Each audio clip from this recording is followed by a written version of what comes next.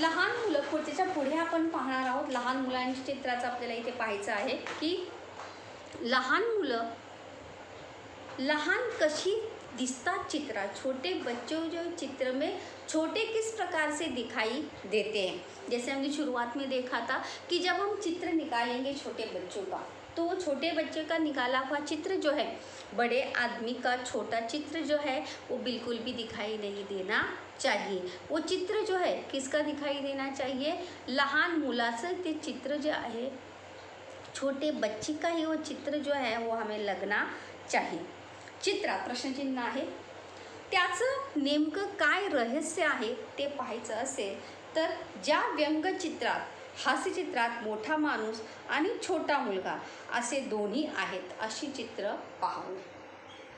तो अगर हम इस फर्क को दूर करना है या इस फर्क को अपने मन से इस शंका को दूर करना है तो हमें ऐसा व्यंग चित्र या हास्य चित्र देखना होगा कि जिस चित्र में बड़ा आदमी भी हो और छोटा बच्चा भी हो. जैसे कि इस चित्र में अगर आप देखेंगे तो छोटा बच्चा भी है और बड़ा आदमी भी है. किस प्रकार से वो बड़ा आदमी छोटे बच्चे का क्या कर रहा है, बाल निकाल रहा है, बाल काट रहा है. अशी चित्र पाहावीत. हे आहे जागतिक कीर्तीचे व्यंग चित्रकार R.K. लक्ष्मण. हमारे भारत के बहुत ही जाने माने ऐसे व्यंग चित्रकार, हास्य चित्रकार जो है R.K. लक्ष्मण यांचं हे व्यंगचित्र आहे. पहले उनके जो है हमेशा, जैसे मैंने शुरुआत में कहा कि न्यूज़पेपर में हमेशा जो है व्यंग चित्र जो है वो छपते रहते हैं टॉपिक को लेकर. तो R.K. लक्ष्मण के भी व्यंग चित्र जो है हमेशा न्यूज़पेपर में छपते रहते थे. ये जागतिक कीर्तीचे मतलब उन्हें पूरे विश्व में वो एक जाने माने व्यंग चित्रकार के तौर पर, भारत के जाने माने व्यंग चित्रकार के तौर पर उन्हें क्या मिली है, सफलता या उन्हें प्रसिद्धी मिली है. जागतिक म्हणजे विश्व, कीर्ती म्हणजे सफलता. खेड्यात मुलांचे केस कापणारे असायचे. खेडे म्हणजे काय, गाव. खेड्याचा समानार्थी शब्द काय आहे, गाव. मुलाला ज़मीनीवर बसून, अगर गांव में ही नहीं, अभी भी अगर शहर में भी देखेंगे तो देखो ऐसे हाथ में अपने एक छोटा सा पेटी वगैरह लेकर बाल काटने वाले जो है अभी भी शहर में भी वहाँ पे घूमते हुए नज़र आते हैं और फुटपाथ पर बैठ कर वो बाल काटने का अपना व्यवसाय या अपना बिझनेस जो है वहाँ पर करते रहते हैं. इथे पहा तो माणूस कसा बसला आहे. जैसे दोनों पैरों के ऊपर दोन्ही पाय जे आहे तो वरती करून हा माणूस बसला आहे. त्याचा आकार, त्याच्या चेहऱ्यावरचे उत्साहाचे भाव आणि केस कापून घेणारा कंटाळलेला, वैतागलेला मुलगा. छोटे बच्चे देखो हमेशा जब बाल काटने जाते हैं तो वो हमेशा उन्हें बाल काटना जो है बिल्कुल भी पसंद नहीं होता है. तो उसी प्रकार से इस बच्चे के चेहरे पर भी वैसे ही कंटाळलेला, वैतागलेला म्हणजे उसे बाल काटने को जाना नहीं है या उसे उसका बाल काटने का बिल्कुल भी मन नहीं है, वैसे ही भाव उस लड़के के, वैतागलेला म्हणजे त्रासलेला, परेशान हुआ लड़का, कंटाळलेला, उसे बिल्कुल भी उसका मन नहीं है. लेकिन जो बाल काट रहा है उसके चेहरे पर उतना ही उत्साह जो है हमें देखने को मिल रहा है कि कितने उत्साह से, जोश से वो बाल काटने का काम जो है वो कर रहा है. तेच हात पाय, तेच नाक डोळे, पण फरक कुठे आहे ज्यामुळे हा मोठा माणूस वाटतो आणि हे मूल. म्हणजे हात पाय, नाक डोळे हे सर्व लहान मुलांना सुद्धा असतात आणि मोठ्या माणसांना सुद्धा असतात. लेकिन ये चित्रकार ने ऐसा क्या, मतलब किस प्रकार से उसने ये चित्र निकाला होगा कि इस दोनों में हमें क्या दिखता है, फ़र्क दिखता है, विभिन्नता या डिफरेंसेस हमें देखने को मिलता है. की हे पता चलता है की हे मोठ्या माणसाचे चित्र आहे आणि हे लहान मुलाचं चित्र आहे. लहान मूल वाटतं आणि आकाराने लहान मोठेपण आहेच, पण त्याशिवाय अधिक काय आहे, मतलब इससे भी क्या फ़र्क है. और ये चित्रकार की कुशलता होती है कि ये इतनी सफाई से उन्हें आर के लक्ष्मण ने इतनी सफाई से वो चित्र निकाला आहे की खरोखर हे मोठ्या माणसाचं चित्र हे मोठ्या माणसाचंच वाटतं आणि हे लहान मुलाचं चित्र जे आहे ते लहान मुलाचंच वाटतं. प्रश्नचिन्ह आलेलं आहे, अर्धविराम इथे आलेला आहे बघा. इथे स्वल्पविराम पण आहे. चिंटू, जो शुरुआत में हमने चिंटू की चित्र मालिका का बताया था, देखो वहाँ पर ही चिंटू की चित्र मालिका. मैंने पहले जब हमने शुरू किया चैप्टर तो मैंने बताया था कि पहले देखो इस प्रकार से कॉमिक्स बुक्स आती थी, अभी भी आती हैं. अगर बहुत सारे बच्चों को अगर किताबें पढ़ने का, कॉमिक्स की किताबें पढ़ने का शौक़ होता है तो वो ज़रूर इन किताबों को पढ़े होंगे. और ऐसे ही छोटा छोटा लिखकर ये कहानी जो है वहाँ पर एक्सप्लेन की, दो तरीके से वहाँ पर कार्टून के माध्यम से या हास्य चित्र, व्यंग्य चित्र के माध्यम से बताया जाता है कि वहाँ पर कभी कभी सिर्फ चित्र रहते हैं और उस कहानी को हमें खुद एक्सप्लेन या डिस्क्राइब करना होता है. और कभी कभी चित्र भी होते हैं और लिखा भी होता है. लिखा वो छोटा रहता है और उस छोटे से ही हाँ वो छोटी कहानी जो है वहाँ पर बताई जाती है. ही चिंटू की चित्र मालिका, जैसे शुरुआत में हमने देखा था कि चिंटू जो है वहाँ पे कार्टून कैरेक्टर में बड़ा ही फेमस ऐसा कैरेक्टर जो है बन गया था. जिस प्रकार से कार्टून कैरेक्टर सिंचन वगैरह, छोटा भीम, डॉगी डॉन, ऐसे बहुत सारे कैरेक्टर, तो उसी प्रकार से उस समय का ये चिंटू जो है बहुत ही फेमस ऐसा था. इथेही हा फरक आपल्याला दिसतो. इस दोनों चित्र में देखिए चिंटू और चिंटू के पापा. शिवाय पहिल्या चित्रात त्या चिंटूचा प्रश्न त्याच्या बाबांप्रमाणेच आपल्यालाही स्पष्ट कळत नाही, मात्र तिसऱ्या चित्रात त्याचा अर्थ समजतो आणि त्या अर्थाने हे उत्तम असे व्यंग्यचित्र आहे, नाही का. मतलब पहले प्रश्न में या पहले इस व्यंग्य चित्र में हमें समझ में नहीं आता है, लेकिन दूसरे में अगर हम तीसरे चित्र में अगर हम देखेंगे तो ज़रूर हमें समझ में आएगा. देखो वहाँ पर चिंटू ने क्या सवाल पूछा अपने पापा से. देखो ये सिर्फ हास्य चित्रातील व्यंग्य चित्र जो है ये आपके इट्स जनरल नॉलेज के लिए ये चैप्टर है कि किस प्रकार से हम अपने कसब को या अपनी आवड़ को, अपने शौक़ को अपना करियर बना सकते हैं.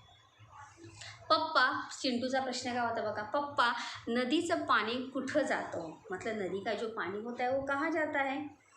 ही नदी मोठ्या नदीला मिळते, मोठी नदी समुद्राला मिळते. उसके पापा ने उस सवाल का जवाब दिया था कि ये नदी जो है बड़ी नदी को मिलती है और फिर बड़ी नदी जो है कहाँ जाके मिलती है, समुद्र को जाकर मिलती है. जैसे सभी नदियों का पानी जो है कहाँ जाकर मिलता है, समुद्र में जाकर मिलता है. फिर उसके पापा पूछते कि का रे, मतलब क्यों रे, तू असा प्रश्न का विचारत आहे. तुमच्या स्कूटरची किल्ली नदीत पडली म्हणून विचारतो. मतलब देखो सवाल उसने किस प्रकार से पूछा था. मतलब ये हमें पहले प्रश्न में यहाँ पर उसका जोक या वो चुटकुला जो है वो समझ में आता नहीं, लेकिन जैसे हम तीसरा चित्र पढ़ते हैं या तीसरा चित्र हम देखते हैं तो हमें चिंटूला काय सांगायचं आहे या इस चित्र में क्या जोक है, काय विनोद किंवा काय चुटकुला आहे तो आपल्याला समजतो. मतलब चिंटू कहता है कि आपके स्कूटर की किल्ली जो है वो नदी में गिरी है, इसलिए मैं पूछ रहा हूँ कि नदी कहाँ जाके मिलती है. मतलब देखिए वहाँ पर नदी का पानी देखकर वो सोच में डूबा है, प्रश्न पूछ रहा है. उसके पापा उसके सवाल का जवाब देते हैं. और फिर यहाँ पर तीसरे चित्र में देखेंगे तो चिंटू देखो यहाँ पर खड़ा है, पानी देख रहा है और उसके पापा अपने पापा की तरफ ना देखते हुए ही वो सवाल का जवाब देते कि तुम आपके स्कूटर की किल्ली जो है, चाबी जो है वहाँ पर गिरी है. किल्ली एक वचन आणि त्याचं जर अनेक वचन जर आपण पाहिलं तर त्याचं अनेक वचन काय होणार आहे, किल्ल्या. काय होणार आहे, किल्ल्या. तर यहाँ पर ये छोटे बच्चे का चित्र लहान मुलाचंच वाटत आहे आणि ह्या मोठ्या माणसाचे चित्रसुद्धा मोठ्या माणसाचंच वाटत आहे. आणखी एक पाहू. आता आणखी एक गंमत पाहू. हंगेरियन व्यंगचित्रकार. दुसरा एक चित्रकार आपण आता हे आर के लक्ष्मणचं पाहिलं आहे. दुसरं एक पाहणार आहोत ते आहे हंगेरियन. हंगेरियन चित्रकार रेबत यांचे हे व्यंगचित्र. चित्र पाहताच आपल्याला वाटते ही दोन वेगवेगळी चित्र आहेत. देखो ये दो अलग अलग चित्र है, हमें ऐसा पता चलता है. एक लहान मुलगा आणि एक मोठा माणूस, एक छोटा लड़का और एक बड़ा व्यक्ती. पण भिंतीवर लावलेले ते चित्र आणि दोघांच्या केसांची ठेवण पाहिल्यावर लक्षात येते की हा लहानपणी मोठे व्हायलिन वाजवतो आहे आणि आता मोठा झाल्यावर लहान व्हायलिन वाजवत आहे. मतलब यहाँ पर यही बताना चाहते हैं लेखक कि छोटे बच्चों को बड़े वस्तुओं का क्या होता है, आकर्षण होता है, या उन्हें बड़े वस्तुएं जो है वो ज़्यादा पसंद होती. मतलब ये छोटा बच्चा लड़का होते हुए भी क्या बजा रहा है, बड़ा वायलिन बजा रहा है, और ये बड़ा व्यक्ति होने के बावजूद भी छोटा वायलिन बजा रहा है. यहाँ पे देखो दिखा है मोठ्या वस्तूंचं आकर्षण जो है बड़े चीज़ों के प्रति तरफ ज़्यादा आकर्षित होते हैं आणि वाढत्या वयानुसार आपण जपलेला छंद अधिक खोल सूक्ष्म असा होत जातो. और जो शौक हमें बचपन में होता है वो और ज़्यादा खोल सूक्ष्म और ज़्यादा गहरा हो जाता है. जैसे बचपन में आप चित्र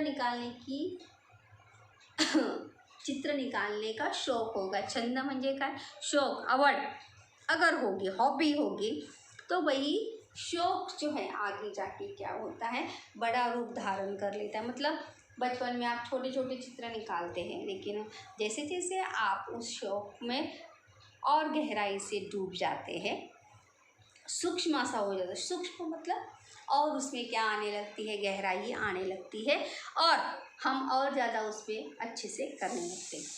बाह्य आकारांचं आकर्षण कमी होत असतं.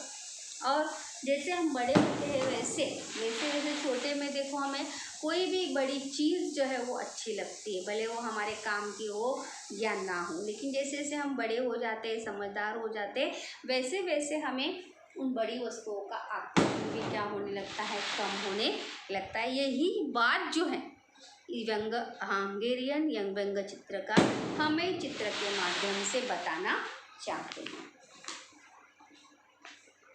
लास्ट चित्र है यहाँ पर.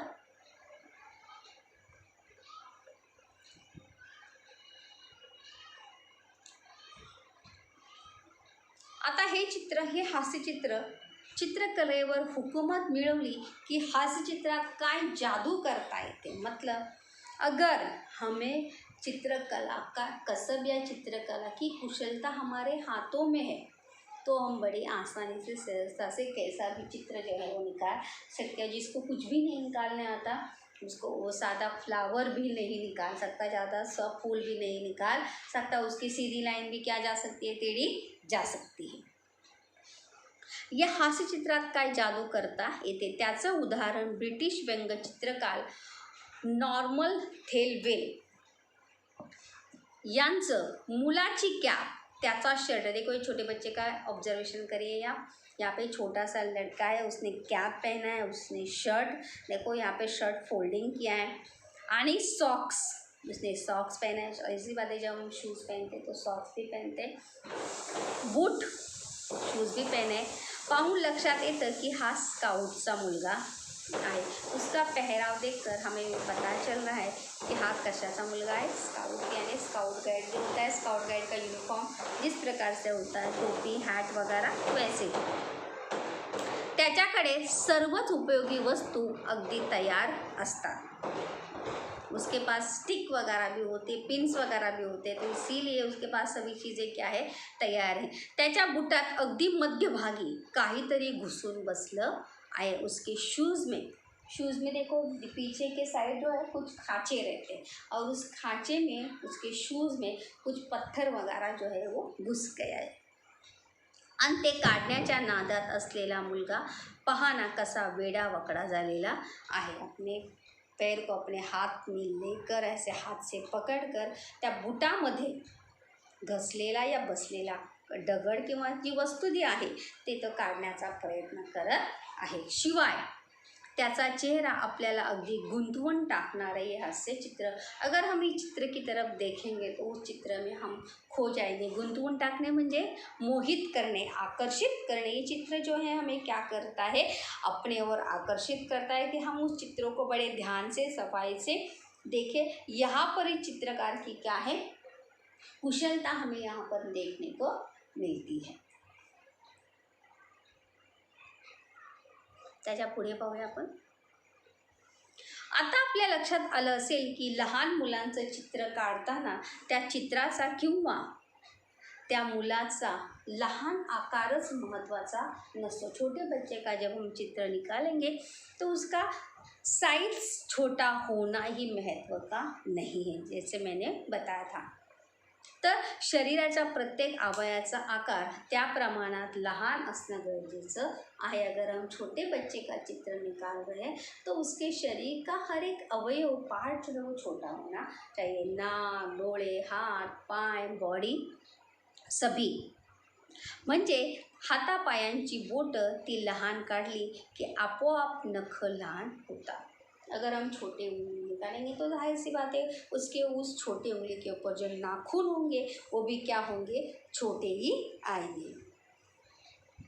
नाकाचा, ओठांचा आकार काढल्यावर कळतं की लहान मुलांच्या भवया तशाच लहान किंवा रेषेच्या असतात। और छोटे बच्चों के एब्रोज, भुवया म्हणजे काय, एब्रोज, वो छोटी ही लाइन्स होती है, ज़्यादा मोटी जो है, जैसे जैसे उम्र होती है वैसे वैसे भुवया ज्या आहेत त्या काय हो जातात, मोठ्या होत जातात। भुवया हे अनेक वचन आहे, भुवई हे एक वचन आहे।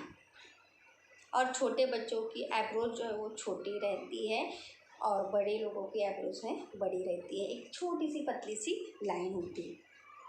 आने छोटे बच्चों को दाढ़ी और मूछ भी होते नहीं है, ये आपको बताने की ज़रूरत नहीं है। यहाँ पुढे हास्य व्यंगचित्र आणि हास्यचित्र पाहताना आणि काढताना अशा बारीक सारीक गोष्टींची नोंद तुम्ही सुद्धा घेऊ शकाल। और लेखक हमें यही इस पाठ से बताना चाहते हैं कि जब भी आप कभी हास्य चित्र और व्यंग चित्र निकालें तो इन बातों का ज़रूर ध्यान रखें कि छोटे बच्चों का जब आप चित्र निकालेंगे तो चित्र निकालते समय बस वो छोटा न लगते हुए सही मायने में वो छोटे बच्चे का चित्र जो है वो होना चाहिए। त्यानंतर बघा दुसरा एक सोमताचा प्रश्न बघूया की व्यंगचित्र रेखाटणे ही कला आत्मसात करण्यासाठी आपल्यामध्ये कोणते गुण असणे आवश्यक आहे। हमारे अंदर कौन से क्वालिटी जो है आपके अंदर होनी चाहिए। साथ ही साथ की तुम्हाला चित्र काढण्याचा छंद आहे का, जर असेल तर तो छंद तुम्ही कशा प्रकारे जोपासता।